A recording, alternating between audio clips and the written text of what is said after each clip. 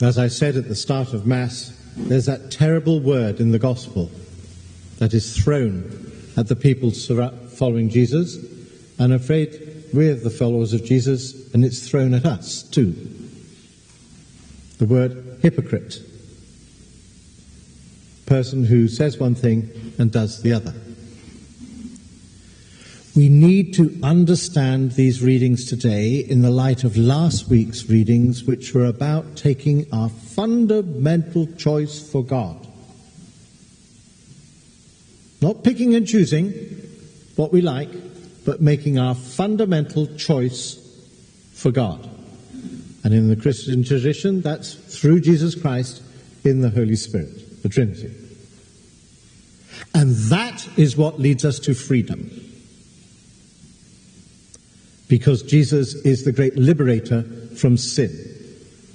Those things that he lists that come from within and can defile us.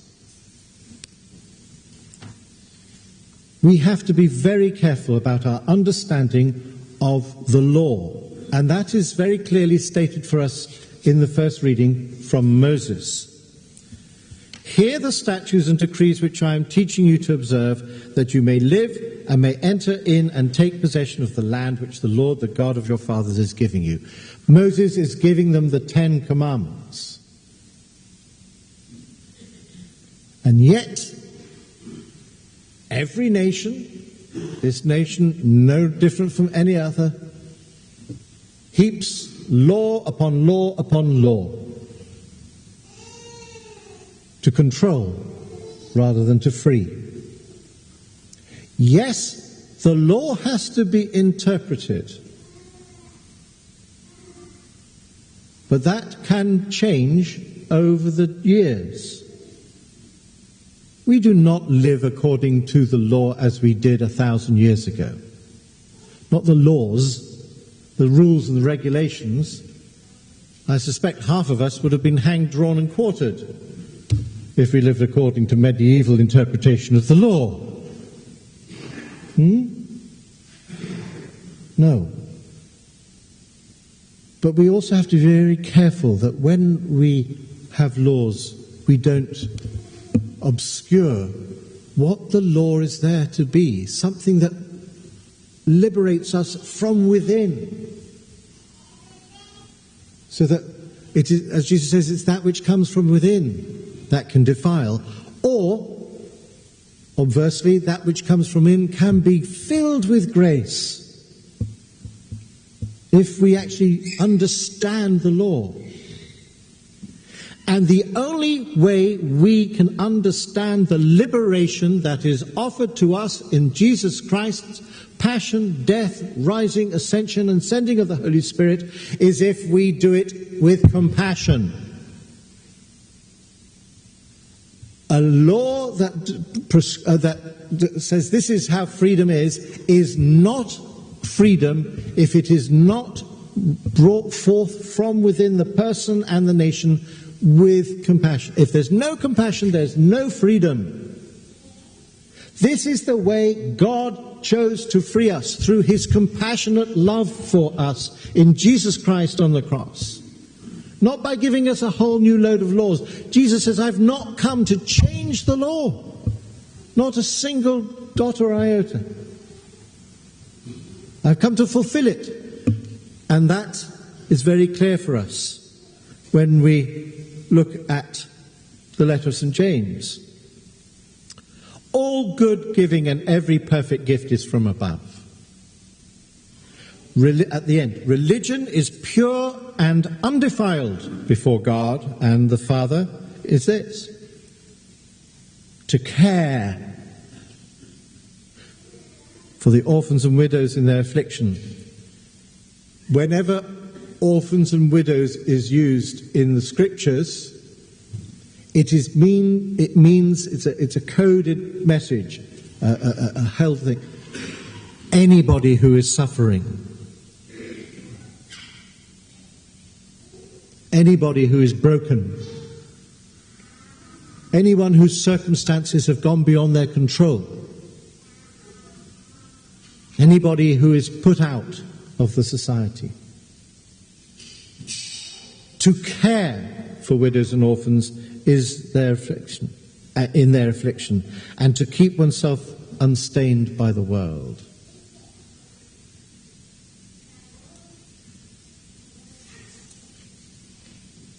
It strikes me, and I'm sure it strikes many of you, that we live at a time when a lot of horrible things do come out of people. No least of all our politicians on all sides. The vitriol, the venom, the toxicity that's there in the political world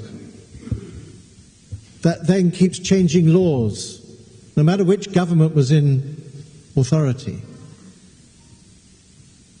It's not living the law as God said. Either side, left, right, up, down, forward, back, inside, outside. It isn't what God is asking us to do. It's doing exactly what Jesus is saying in the gospel. So that you're not living the law, you're living your own traditions, your own ways of doing things, your own view of stuff, not God's. No political party in this land can presume to be speaking for God.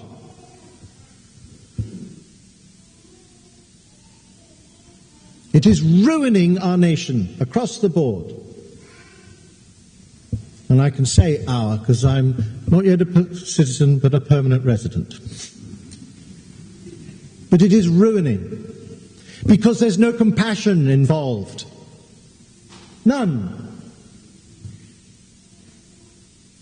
Where is the compassion in this great nation at the moment, in our political leaders? I can see it amongst the parishioners here. I know the compassion that you have, because I see it in action. I see it in your prayers that you offer. There's a real sense of that which comes from within, is to try and live the compassionate love of God. I see that every day, and I give thanks to God for you, my brothers and sisters, the disciples who do sometimes dirty their hands for the compassion and love of God. So let us be very careful about what is flying around in our nation at the moment. It's not what it's about. We need to understand, as I said, this gospel in the light of what Jesus was speaking last week. That we need to enter into the compassion of God for us to be liberated. And when we just stand up and defend what we want as opposed to what they want, bye, compassion is flown out the window. Compassion means to enter into the reality, especially the difficulties of the other. And we have a political elite that is telling us that isn't any importance, only my view of it is important. And yet this person is suffering. Or, obversely, my view is your view isn't worth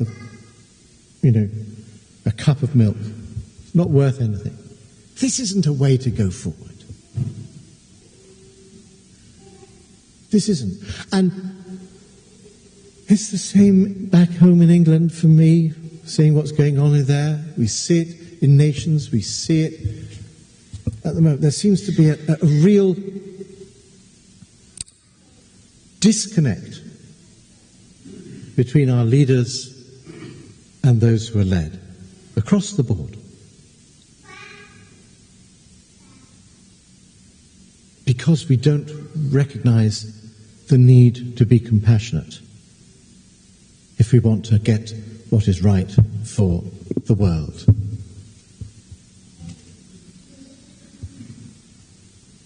Our world is riven with hypocrisy at the moment.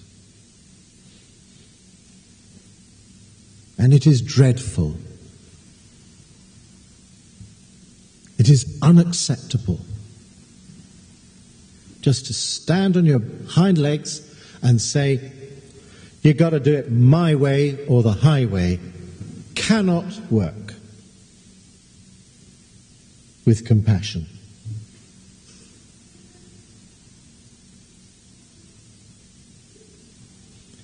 Because we see these things that Jesus said.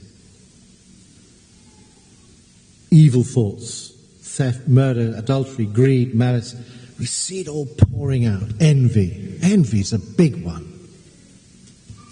No wonder it's one of the 7 deadlies. This is a tough time we're living in. We've lived in tough times before. So, not this, some people do, oh, Father, this must be the end of times.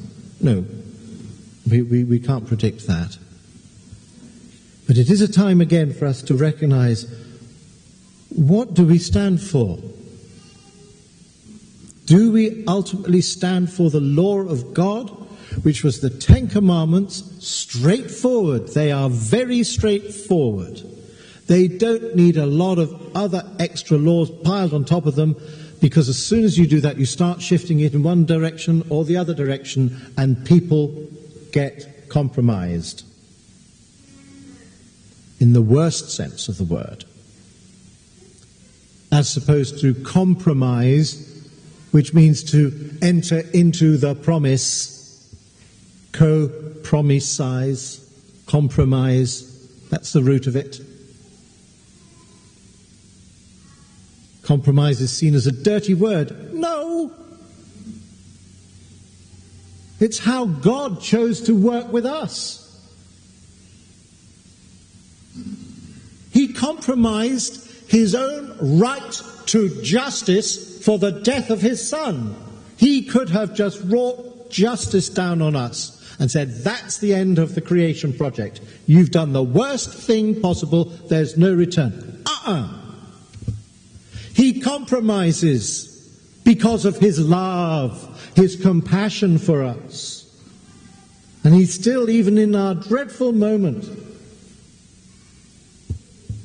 wants to liberate us, to free us from those things that defile us from within. Nothing from outside, can defile us. It's the stuff within. That list of things which empower quite a lot of our politics at this time. Envy and arrogance and folly. I know that some of you are very upset about this too, because you come and say, Father, what are we going to do about this? Yeah. What are we going to do about this?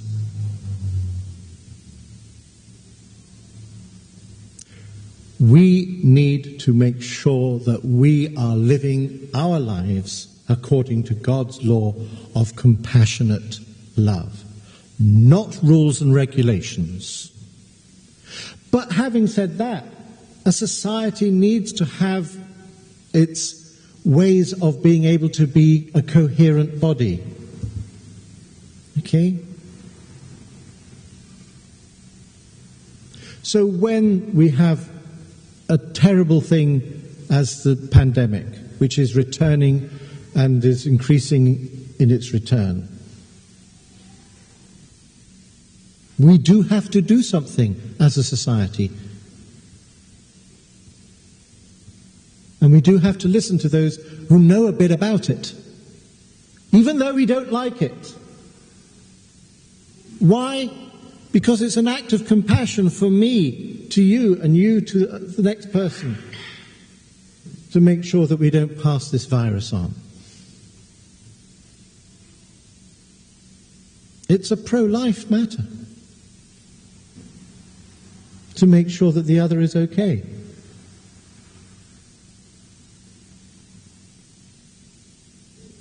And not to just follow some opinion that happens to appear on our website.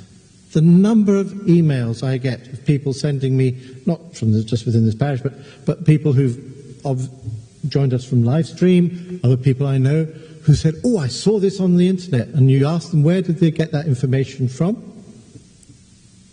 And you said, "Have you checked the source?" And you find it's a site that was put up only 2 or 3 weeks ago by an organization that wants to push their own agenda on this matter. Where's truth? This is the problem that this engenders. And what Jesus is saying, get back to the truth of God's compassionate love. That is what the law is about. That is what we should be about. That is what society should be about.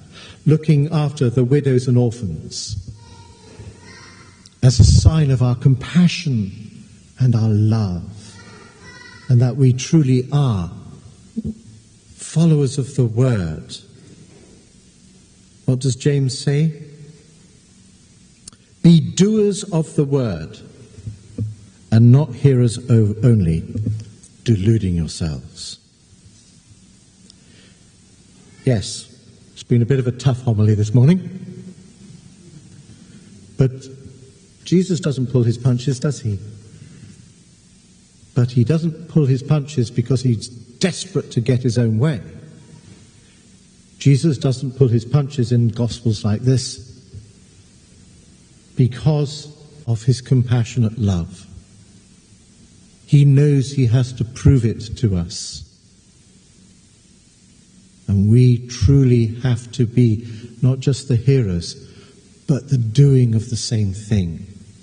Living our lives with compassionate love, rather than piling up laws and statutes on people.